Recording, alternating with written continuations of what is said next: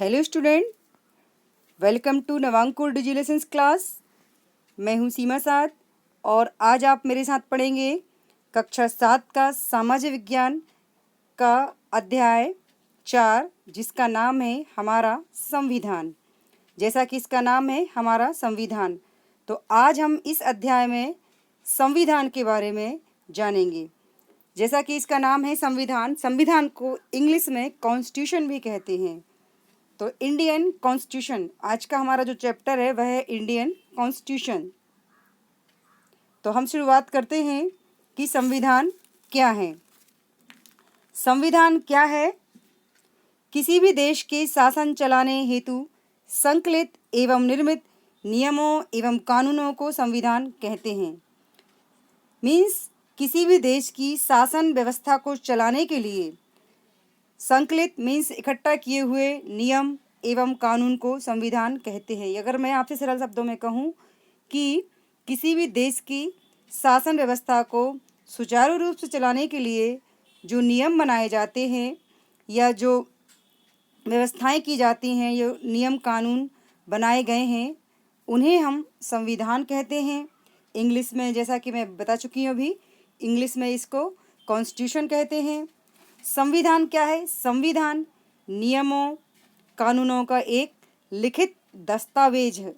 यानी संविधान नियमों और कानूनों का लिखित एक दस्तावेज होता है जो कि सरकार की संरचना और संचालन को निर्धारित एवं नियमित करता है। यानी कि संविधान सरकार की संरचना को निर्धारित करता है, जिसके अनुसार देश की कानून व्यवस्था होती है और उसी के अनुसार देश की शासन व्यवस्था होती है और देश को चलाया जाता है। मीन्स देश में जो भी शासन व्यवस्था है या कानून व्यवस्था है, व्यवस्थापिका है, यह सब कानून के अनुसार ही होता है। इसलिए संविधान का बहुत महत्व है। हमारे देश भारत का संविधान दुनिया का सबसे बड़ा संविधान है। पूरी दुनिया में जितने भी देश हैं और जितने भी देशों के सभी देशों के जो संविधान है, उन सबसे बड़ा संविधान है और यह लिखित संविधान है। राष्ट्रीय आंदोलन के आदर्शों के अनुकूल ही भारतीय संविधान में लोकतंत्रात्मक मूल्यों को समाहित किया गया है। ये मूल्य न्यायपूर्ण व्यवस्था एवं समाज की स्थापना करते हैं। तो स्टूडेंट्स, अब हम आगे बढ़ते हैं और जानते हैं कि संविधान, जो हमारे देश का संविधान है, उसका निर्माण कैसे हुआ, यानी संविधान को कैसे बनाया गया। तो संविधान बनाने के लिए सबसे पहले संविधान सभा का निर्माण किया गया।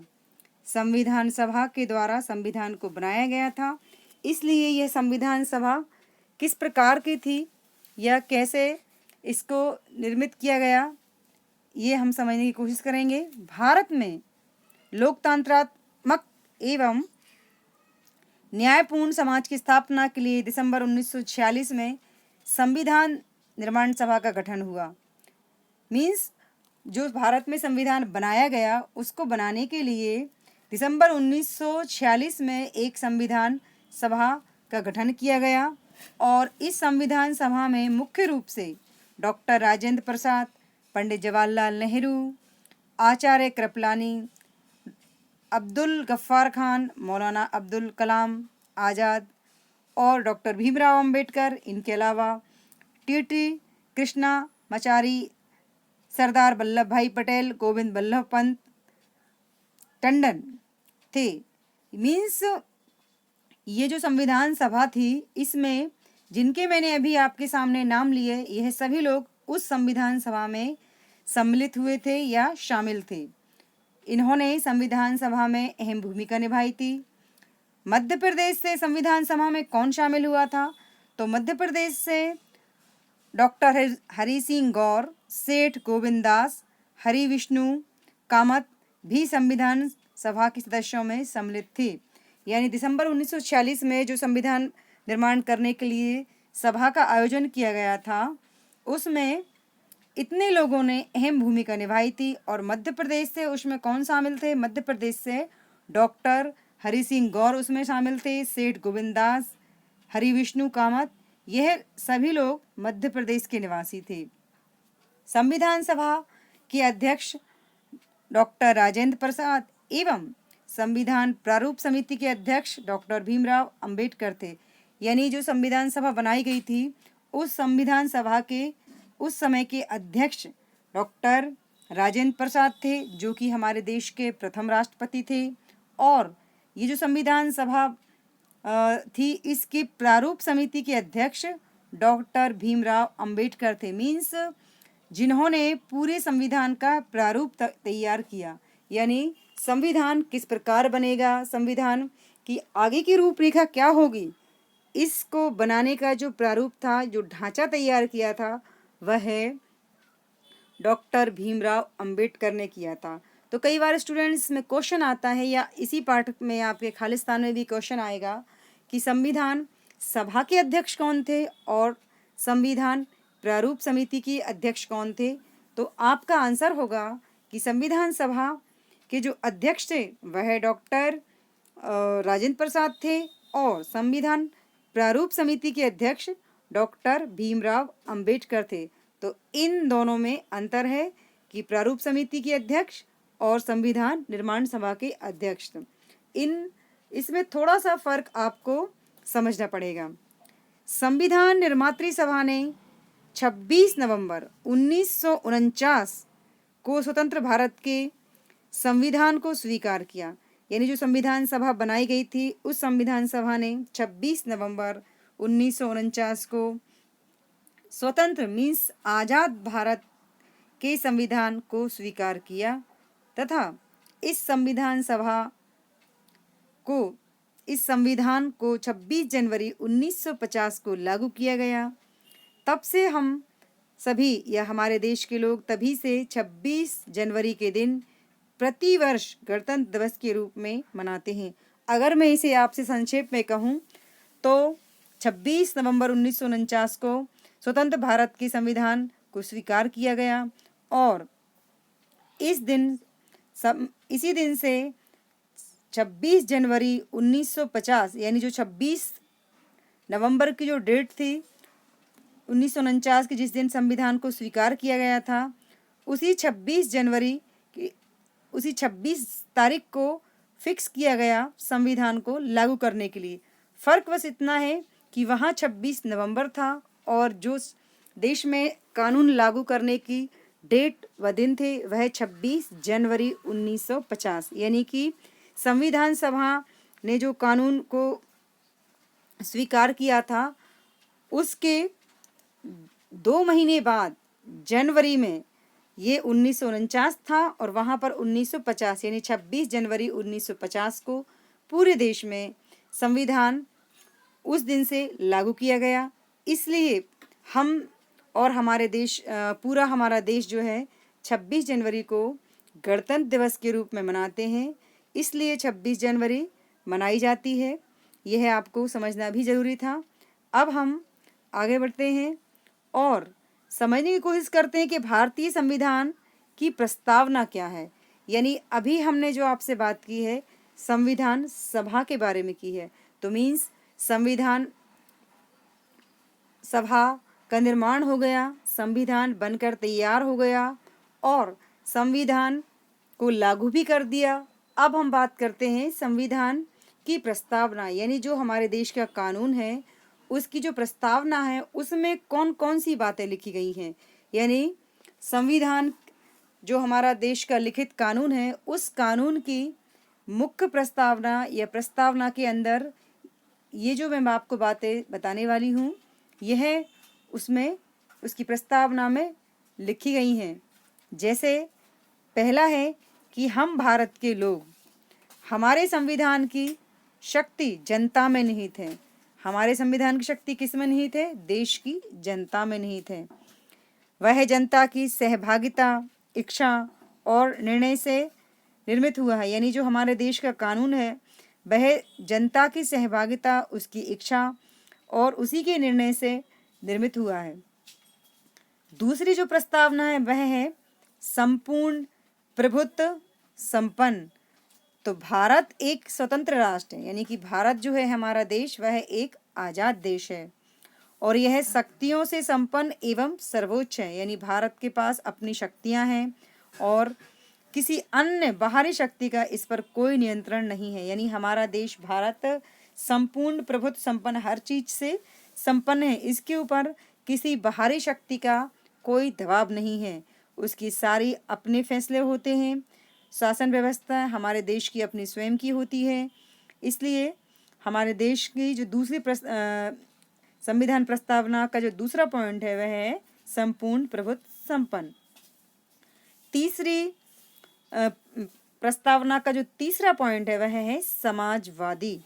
भारतीय संविधान समाजवाद के आदर्श को स्वीकार करता है। आर्थिक सामाजिक असमानता को दूर करने हेतु राष्ट्र संकल्पित है, यानी हमारे देश का जो कानून है वह समाज के आदर्श को स्वीकार करता है।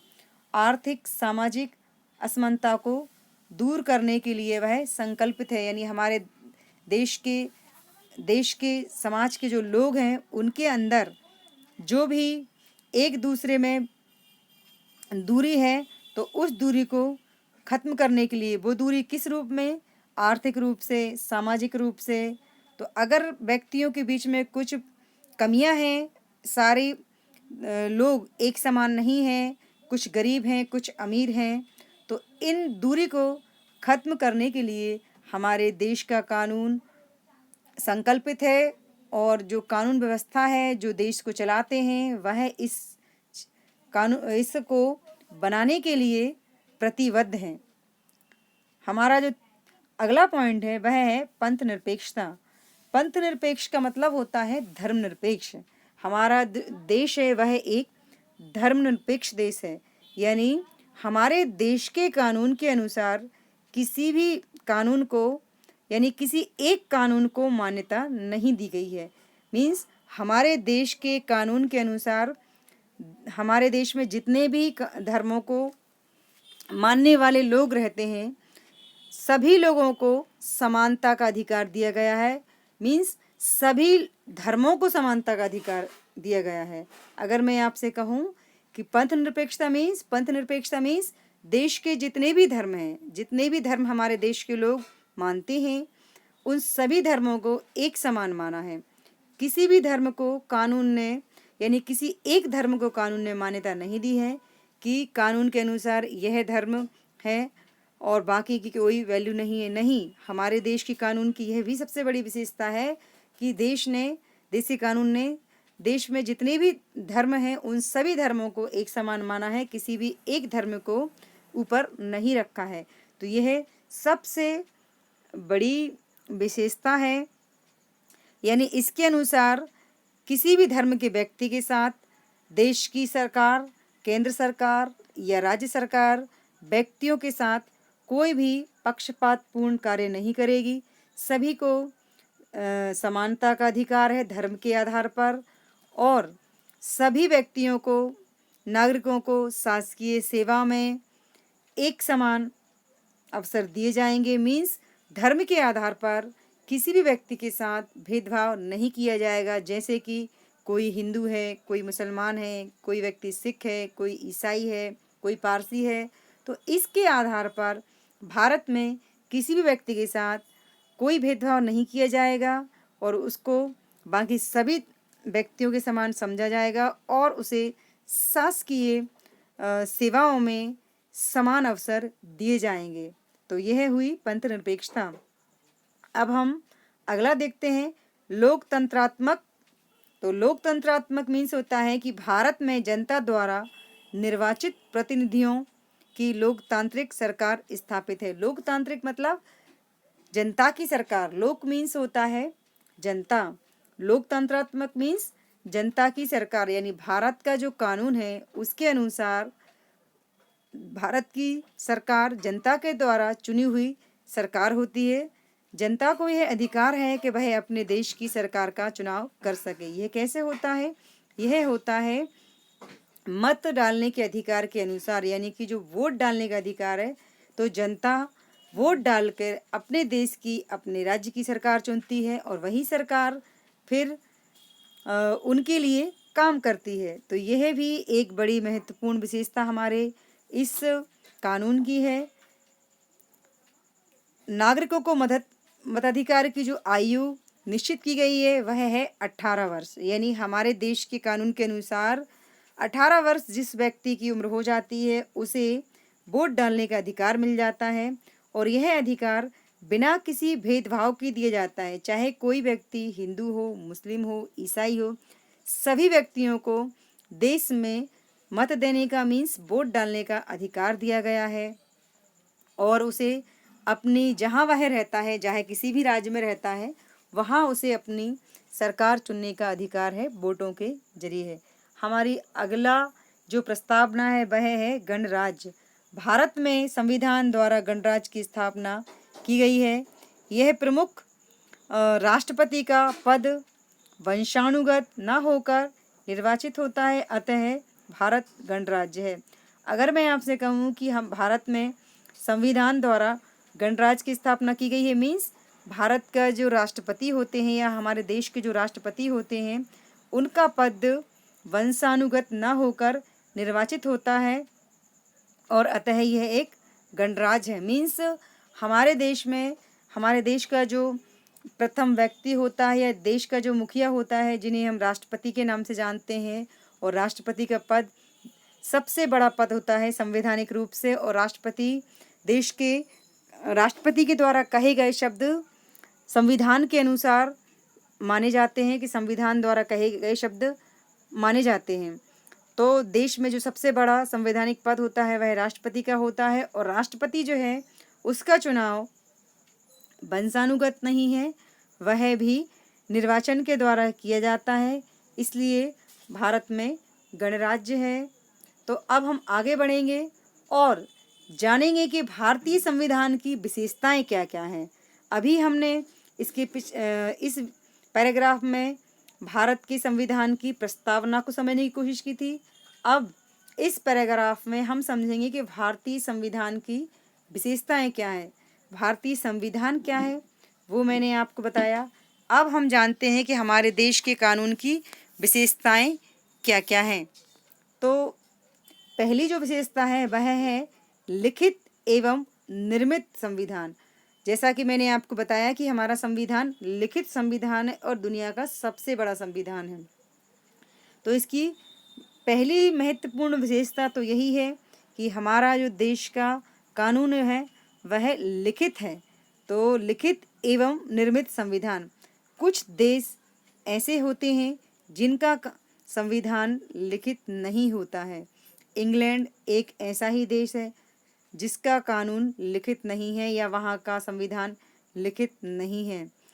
पर हमारा जो देश भारत है उसका संविधान लिखित एवं निर्मित संविधान है, इसलिए उसे लिखित एवं निर्मित संविधान है, और जिसका निर्माण संविधान सभा के द्वारा किया गया है, इसलिए इसे कहा जाता है कि हमारे देश का कानून या हमारे देश के संविधान लिखित एवं निर्मित संविधान है। और वह देश इंग्लैंड जिसने हमारे देश के ऊपर 200 वर्ष शासन किया, उस देश का कानून लिखित नहीं है। तो हमारे देश के कानून की पहली विशेषता है लिखित एवं निर्मित संविधान। दूसरी जो विशेषता है वह है विस्तृत एवं व्यापक संविधान। ये मैं आपको अभी पहले भी बता चुकी हूँ कि हमारे देश का जो संविधान है वह दुनिया में सबसे बड़ा लिखित संविधान है। अन्य देशों की अपेक्षा दुनिया में सबसे बड़ा संविधान है। दुनिया के किसी भी देश का संविधान इतना बड़ा लिखित रूप में संविधान नहीं है, यानी किसी और देश का संविधान लिखित रूप में इतना बड़ा संविधान नहीं है।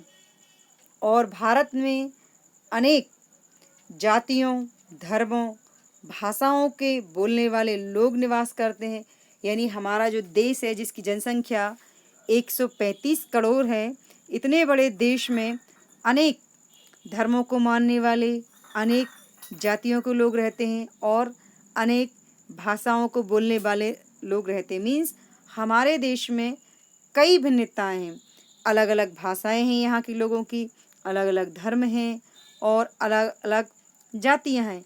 इन सब के बावजूद हमारे देश में, और सबकी अपनी अपनी अलग अलग संस्कृतियाँ भी हैं, इन सब के बावजूद भी हमारे देश में एकता है।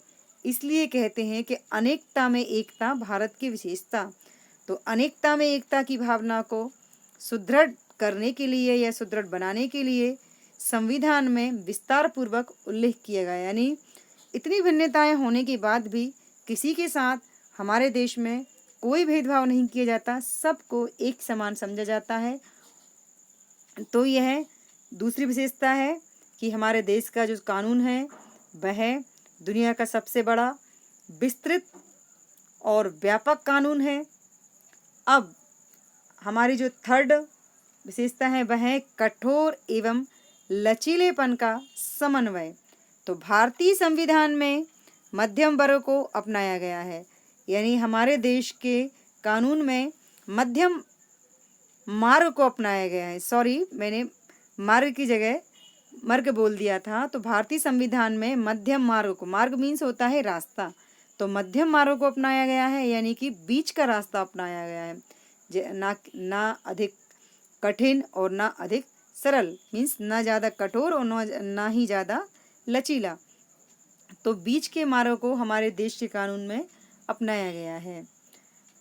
तो व्यवहारिक दृष्टि से भारतीय संविधान में संशोधन की पद्धति जटिल नहीं है, यानी कहने का तात्पर्य यह है कि ये जो हमारा देश है वह कठोर भी है और लचीला है। कठोर मतलब सख्त, कि जिसमें परिवर्तन करना कठिन हो, और लचीलापन मतलब थोड़ा सा ढीला, यानी कि उसमें हम सुधार भी कर सकते हैं। तो हमारे देश का जो कानून है वह कठोर भी है और लचीला भी है। तो ना ये अधिक कठोर है और ना ज़्यादा लचीला है। जैसा कि लिखा है इसमें, कई विषय ऐसे होते हैं, यानी हमारे देश के कानून में ये व्यवस्था की गई है कि यदि समय आए तो इसमें सुधार किए जा सकते हैं। यानी कि जो कठोर और लचीलेपन वाली बात है, इसको मैं थोड़ा और क्लियर करूं तो इसका मतलब यह है कि अगर कभी आवश्यकता पड़ती है किसी विषय को लेकर समय के अनुसार, बदलते हुए समय के अनुसार, तो इसमें बदलाव किए जा सकते हैं, और लेकिन उसकी अलग अलग व्यवस्था की गई है बदलाव करने की भी। तो अगर ज़रूरत पड़े तो इसमें बदलाव किए जा सकते हैं, क्योंकि भारतीय संविधान की महत्वपूर्ण धाराओं में और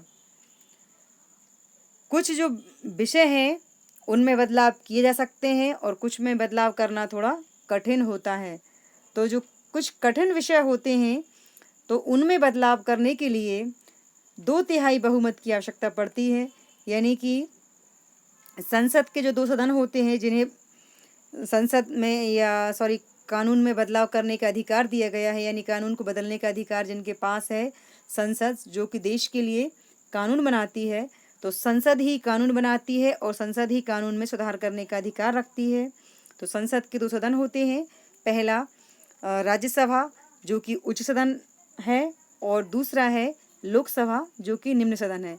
तो दोनों सदनों के जो सदस्य होते हैं उनके बहुमत के अलावा भी जितने सदस्य वहाँ पर उपस्थित होते हैं उनको भी 2/3 बहुमत अगर उनका मिले तभी कानून में बदलाव कर सकते हैं, कुछ विषयों में, सभी में नहीं, कुछ विषयों में। तो यह है हमारे कठोर एवं लचीलेपन वाली बात। और आगे है मौलिक अधिकार एवं कर्तव्यों का समावेश, यानी हमारे जो देश की चौथी विशेषता है, जो हमारे देश का कानून है उसकी जो चौथी विशेषता है वह है मौलिक अधिकार एवं कर्तव्यों का समावेश। यानी हमारे देश के कानून के अनुसार भारत में रहने वाले या भारत में जन्म लेने वाले सभी व्यक्तियों को 6 मौलिक अधिकार दिए गए हैं। वह भी आपने पढ़ेंगे आने वाले लेसन में। 6 मौलिक अधिकार दिए गए हैं, जैसा कि पहला है स्वतंत्रता का अधिकार, दूसरा है समता का अधिकार, तीसरा है धर्म स्वतंत्रता का अधिकार, चौथा है शोषण के विरुद्ध अधिकार, पांचवा है संवैधानिक उपचारों का अधिकार और संस्कृति व शिक्षा का अधिकार। यह है आपका छोटा अधिकार। इस तरह भारत के कानून के अनुसार भारत में जन्म लेने वाले या भारत के लोगों को 6 मौलिक अधिकार दिए गए हैं और इनके अलावा कुछ कर्तव्य भी हैं। 11 कर्तव्य भी भारतीय नागरिकों के लिए हैं। तो संविधान में की जो चौथी विशेषता है वह है मौलिक अधिकार एवं कर्तव्य। तो भारत के लोगों के लिए 6 मौलिक अधिकार दिए गए हैं और 10 या 11, अगर 11 मतलब कुल 11 उनके मौलिक कर्तव्य हैं भारतीय लोगों के, जिनका पालन सभी भारतीय लोगों को करना पड़ता है। और ये जो मौलिक अधिकारों की हम बात कर रहे हैं, इन मौलिक अधिकारों की रक्षा करने का जो दायित्व है या जो जिम्मेदारी है वह है सर्वोच्च न्यायालय की, यानी सुप्रीम कोर्ट, जिसे हम हिंदी में सर्वोच्च न्यायालय कहते हैं, इसी को इंग्लिश में सुप्रीम कोर्ट कहते हैं। और तो जो 6 मौलिक अधिकार हैं, इनकी रक्षा करने का जो दायित्व है वह सुप्रीम कोर्ट का है। और इस प्रकार नागरिकों के लिए कुछ कर्तव्य हैं। तो कर्तव्यों और अधिकार दोनों एक दूसरे के पूरक हैं, यानी एक दूसरे से जुड़े हुए हैं। तो अब अगली जो विशेषता है वह है राज्य के नीति निर्देशक तत्वों का उल्लेख। भारत में लोक कल्याणकारी राज्य की स्थापना के लिए संविधान में राज्य के नीति निर्देशक तत्वों का उल्लेख है। भारत में सामाजिक, आर्थिक एवं राजनीतिक न्याय व्यवस्था की स्थापना के लिए सरकारें प्रयासरत हैं। वंचित वर्ग जैसे कि अनुसूचित जातियों, अनुसूचित जनजातियों एवं पिछड़ा वर्ग के लिए कल्याण एवं विकास हेतु शासन संकल्पित है। तो कहने का मतलब यह है कि भारत में लोक कल्याणकारी राज्य की स्थापना की गई है और लोक कल्याणकारी राज्य की स्थापना के लिए राज्य के नीति निर्देशक तत्वों का उल्लेख संविधान में किया गया है। भारत में सामाजिक, आर्थिक एवं राजनीतिक न्याय व्यवस्था के लिए सरकारें प्रयासरत हैं, यानी कि जो देश के या राज्य के जो लोग होते हैं, जो भी हमारे देश के लोग हैं और जहाँ पर भी वह रहते हैं, मतलब जिस जगह पर भी रहते हैं, तो वहाँ की राज्य सरकारों का यह कर्तव्य है कि उनके राज्य में रहने वाले लोगों के लिए सरकार ऐसी व्यवस्थाएं करें जिनसे उनका विकास हो सके, वह अपना संपूर्ण विकास कर सकें। और समाज के जो पिछड़ी हुई जातियां हैं या पिछड़े लोग हैं, जैसे कि अनुसूचित जाति, अनुसूचित जनजाति मीन्स SC शेड्यूल कास्ट, अनुसूचित जनजाति मीन्स आदिवासी, जिनको इंग्लिश में कहा जाता है ST, और OBC means other backward caste, यानी अन्य पिछड़ा वर्ग। तो इनके कल्याण के लिए भी हमारे देश के कानून में व्यवस्थाएं की गई हैं। तो समाज के सभी लोग एक साथ एक समान रह सकें, इसके लिए हमारे देश के कानून में व्यवस्था की गई है कि यदि कोई व्यक्ति किसी कारणवश समाज के आधार पर या गरीबी के आधार पर, किसी भी आधार पर दूसरे लोगों से पिछड़ा है, तो उन पिछड़े हुए व्यक्तियों को ऊपर लाने के लिए राज्य सरकारें प्रतिबद्ध हैं। अगली जो विशेषता है वह है संघात्मक शासन व्यवस्था। भारत के संविधान में संघात्मक शासन व्यवस्था को अपनाया गया है। मीन्स संघात्मक शासन व्यवस्था होने के कारण संघ मीन्स केंद्र और राज्यों के बीच शक्तियों का विभाजन है। केंद्र एवं राज्य की अलग अलग सरकारें। संघात्मक, जैसा कि इसका नाम है, संघ मीन्स होता है केंद्र। तो हमारे देश में संघ सरकार है, यानी कि केंद्र की सरकार। तो केंद्र की सरकार और राज्य की सरकार, दो सरकारें हमारे देश की चलाती हैं। केंद्र सरकार जो कि पूरे देश का जिम्मेदारी है, पूरे देश के लिए कानून बनाती है, देश को चलाती है। और राज्य सरकार की जिम्मेदारी राज्य की व्यवस्था को देखना और राज्य का विकास हो, यह सब जिम्मेदारी राज्य की होती है। तो हमारे देश में संविधान में संघात्मक शासन व्यवस्था को अपनाया गया है और शासन व्यवस्था होने के कारण संघ मीन्स केंद्र और राज्य दोनों की बीच शक्तियों का विभाजन किया गया है। मीन्स दोनों के अधिकार अलग अलग बांटे गए हैं या बनाए गए हैं।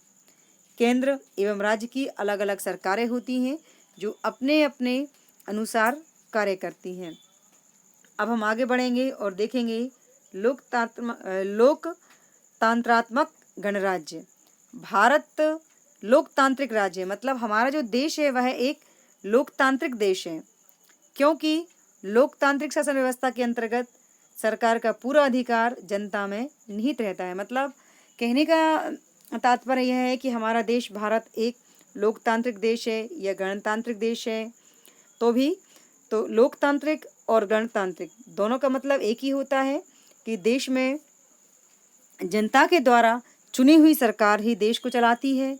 इसलिए जो जनता है पूरी शक्ति उसी के पास है, यानी कौन व्यक्ति देश को या राज्य को चलाएगा यह चुनने का अधिकार देश की जनता को दिया गया है। इसलिए कहा गया है कि ये लोकतंत्रात्मक गणराज्य की व्यवस्था है। ऐसी शासन व्यवस्था के अंतर्गत सरकार की स्थापना जनता के द्वारा जनता के लिए की जाती है। अगर मैं इसे सरल शब्दों में कहूँ तो ये जो लोकतंत्रात्मक गणराज्य है, इसका मतलब यह है कि हमारे देश के कानून के अनुसार देश की सरकार चुनने का अधिकार और राज्य की सरकार चुनने का अधिकार, ये दोनों ही अधिकार देश की जनता को दिए गए हैं। तो सरकार चुनने का जो अधिकार जनता के पास है, तो इसलिए पूरी जो शक्ति है वो देश की जनता के पास है, और जो सरकार चुनकर आती है वह सरकार जनता के लिए ही काम करती है। तो इसलिए देश की जनता या देश की प्रजा की यह जिम्मेदारी है कि वह या उसका ये फ़र्ज है कि वह अपने लिए या अपने राज्य के लिए, अपने देश के लिए ऐसी सरकार का चुनाव करे, मीन्स ऐसे व्यक्ति का चुनाव करे जो अपने देश का या अपने राज्य का कल्याण कर सके, विकास कर सके। अब हम आगे बढ़ेंगे और देखेंगे संसदीय शासन प्रणाली। तो संसदीय शासन प्रणाली क्या होता है? भारत में संसदीय शासन प्रणाली है। इसमें शासन की वास्तविक शक्तियाँ संसद में निहित हैं, यानी हमारे देश भारत में संसदीय शासन प्रणाली को अपनाया गया है। मीन्स सबसे ज़्यादा जो अधिकार हैं वह संसद के पास ही है। इसमें शासन की यानी सरकार की वास्तविक जो शक्तियां हैं वह संसद में निहित हैं। जैसा कि अभी मैंने ऊपर भी आपको बताया था कि देश की जो संसद है वह सर्वोपरि है, क्योंकि देश के लिए कानून बनाने का अधिकार संसद के पास होता है, और उस कानून जिसके अनुसार देश चलता है उस कानून को संसद बनाती है। और यदि कहीं सुधार करने की भी आवश्यकता पड़ती है, कानून में बदलाव करने की आवश्यकता पड़ती है, तो वह बदलाव करने का अधिकार भी संसद के पास होता है।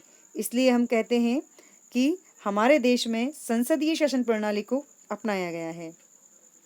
शासन की शक्तियों का प्रयोग मंत्री परिषद करती है, और मंत्री परिषद संसद के प्रति उत्तरदायी है। मीन्स ये जो संसद होती है उन संसद की शक्तियों का प्रयोग कौन करता है? संसद की शक्तियों का प्रयोग मंत्री परिषद करते हैं। मीन्स ये जो मंत्री होते हैं उनके पास ये अधिकार होते हैं, और वह मंत्री संसद के प्रति उत्तरदायी होते हैं। यानी संसद में जो कानून बनाने की व्यवस्था है वह सब देश के मंत्री करते हैं, और वह संसद के प्रति उत्तरदायी होते हैं। मतलब संसद जो कानून वहाँ से बनते हैं वह उन मंत्रियों के द्वारा बनाए जाते हैं, और फिर उस कानून को लागू करवाने की जिम्मेदारी भी इन्हीं की होती है। तो स्टूडेंट्स, इस वीडियो में हमने संविधान क्या है यानी कानून क्या है, और कानून हमारे देश के संविधान की विशेषताएं क्या हैं, और संविधान की प्रस्तावना में कौन कौन सी बातें लिखी गई हैं, इसको समझने की कोशिश की थी। Thanks for watching.